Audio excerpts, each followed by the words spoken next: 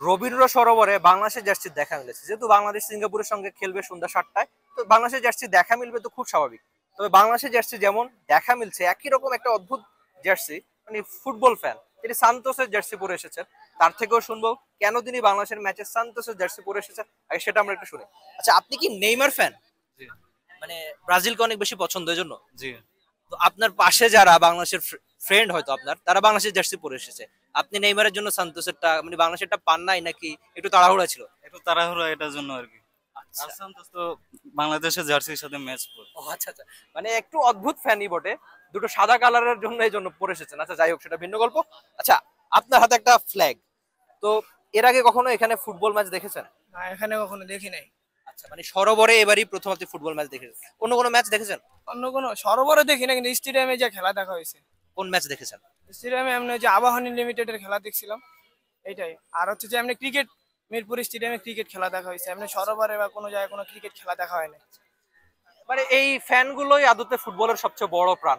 আমরা বলি না যে খেলাটা সবচেয়ে বড় প্রাণ, কি খেলাটা সবচেয়ে বড় প্রাণ, এমন সব সমর্থকই যারা কিনা আবাহনীর খেলা দেখতে গিয়ে মাঠে গিয়ে দেখেছেন। আর জাতীয় দলের, আচ্ছা আপনি তো এই ম্যাচটা হয়তো মাঠে গিয়ে দেখতে চেয়েছিলেন কিন্তু টিকিটটা পান না নাকি? হ্যাঁ হ্যাঁ, একবার টিকিট পাইতে ঢুকছিলাম, সার্ভার ডাউনের কারণে ঢুকতে পরে পাই না, পরবর্তীতে সার্ভার ঠিক হয়েছে, তখন আর টিকিট পাইনি। তো আপনার অভিজ্ঞতা কি টিকিট নিয়ে? এই সেম প্রবলেমটা আমার হয়েছে। প্রথমে আমি ভেবেছি যে 400 টাকার টিকিট হয়তো বা আমি নাও পেতে পারি, ওটা ডিমান্ড বেশি।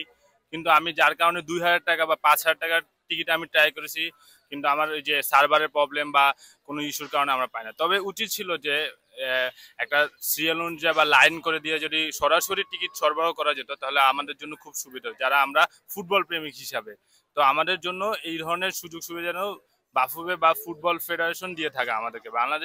আমরা বাংলাদেশের ফ্যান, আমরা বাংলাদেশ ফুটবলকে ভালোবাসি, আমরা ক্রিকেটকেও যেরকম ভালোবাসি, তবে ফুটবল আমাদের অন্তরে, কারণ আমরা ছোটকাল থেকে ফুটবলকে বেশি পছন্দ করি, কারণ আমরা গ্রামের ছেলে হিসাবে আমাদের ফুটবলে আমাদের কাছে প্রধান খেলা হয়েছে। আচ্ছা, আর আরেকটা ব্যাপার হচ্ছে এই যে বাফুফে আর টি স্পোর্টস মিলে ঢাকা শহরের নানান জায়গা বা বিভাগীয় শহরগুলোতে যে জায়ান্ট স্ক্রিন লাগিয়েছে, তো এই ব্যাপারটা কেমন? এটা আসলে আমার কাছে খুব একটা ভালো দিক মনে হয়েছে, কারণ আমার গ্রামের বাড়ি হলো যে বরিশাল বেলস পার্কেও দেখলাম অনেক বড় আকারে হয়েছে। যদি আমি গ্রামে, যদি আমার কুরবানি যাওয়া হতো, আমার জবের কারণে যাওয়া হয়নি, তাহলে আমি অবশ্যই, আমার গ্রামের বাড়ি জালকাঠি, কিন্তু আমি অবশ্যই বেলস পার্কে অন্তত এসে ফুটবল খেলা দেখতাম। যেহেতু আমি ঢাকায় আছি, রবীন্দ্র সরোবরে একটা সুন্দর একটা আয়োজন করছে টি স্পোর্টস, এটা আমাদের জন্য খুবই ভালো হয়েছে এবং আমরা বন্ধু বান্ধব একসাথে আনন্দ উদযাপন করতে পারতেছি।